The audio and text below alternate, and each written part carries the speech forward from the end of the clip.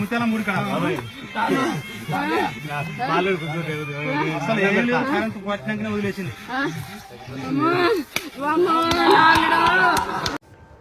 ఈ వీడియో చూసారా ఫ్రెండ్స్? ఒక అబ్బాయి 12 సంవత్సరాలు 13 సంవత్సరాలు ఉంటాయి. ముంజికాయలు కోసుకుందామని ఒక ఐరన్ రాడ్ పట్టుకుని వెళ్తూ ఉంటే పైన కరెంటు వైర్లు తగిలి చనిపోయాడు స్పాట్లోనే. అబ్బాయి స్పోర్ట్స్లో కూడా ఫాస్ట్గా ఉండేవాడంట. 2-3 డేస్ ముందేమో ఇద్దరు డ్రంక్ అండ్ డ్రైవ్ కారు వేసుకుని వస్తుంటే ఇద్దరు బైకర్స్ని ఒక నడిచి వెళ్ళే వ్యక్తిని గుద్దుకుంటూ వెళ్ళిపోయారు తాగేసి. ఒక 1 వీక్ బ్యాక్ 12 సంవత్సరాల అమ్మాయి స్కూటీ డ్రైవింగ్ చేసుకుంటూ పేరెంట్స్ వెనకాలే ఉన్నారు చేసుకుంటూ ఒక 2 years బేబీని గుద్దేసింది.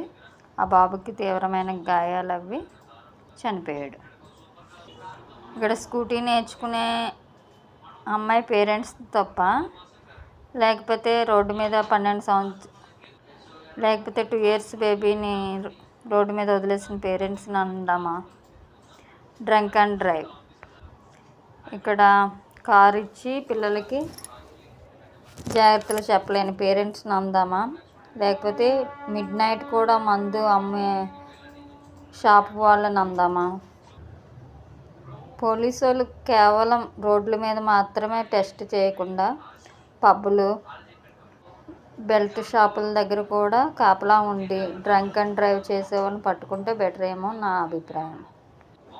ఇంకా ఐరన్ రాడ్ పట్టుకున్న అబ్బాయి సంగతి అయితే వాళ్ళ ఇంట్లోనే లైన్ మ్యాన్ అంట. వాళ్ళ ఇంట్లో ఎవరిదో పెద్ద రాడ్.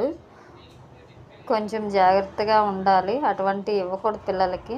చెప్పాలి, వాళ్ళకే తెలుసు కదా కరెంట్ ఎంత డేంజర్ విషయమో.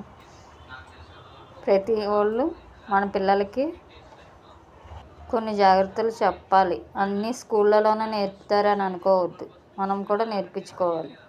కరెంటుతోని, అగ్నితోని, గ్యాస్తోని ఇవన్నీ కూడా ఎలా ఉండాలి రోడ్డు మీద నడిచేటప్పుడు. మర్చిపోయాను, ఈ మధ్యన హాలిడేస్ హాఫ్ డేస్ అయ్యేసరికి రోడ్ల మీద పిల్లలు క్రికెట్లు ఆడుతున్నారు మెయిన్ రోడ్లు పక్కన సందుల్లో. ఆ బాల్ వెళ్ళి మెయిన్ రోడ్లో ఉన్న వాళ్ళ దగ్గర పడుతుంది. సడన్గా ఎవరైనా బ్రేక్ వేస్తే ఎదురుగా ఉన్న వాళ్ళని గుద్దేయచ్చు. వాళ్ళకి ఆటలు మాత్రమే కనిపిస్తున్నాయి కానీ పిల్లలకి అక్కడ జరిగే ప్రమాదం తెలియట్లేదు. అది కూడా పేరెంట్స్ చెప్పుకుంటే బాగుంటుందని నా అభిప్రాయం. మీరేమంటారు చెప్పండి ఫ్రెండ్స్.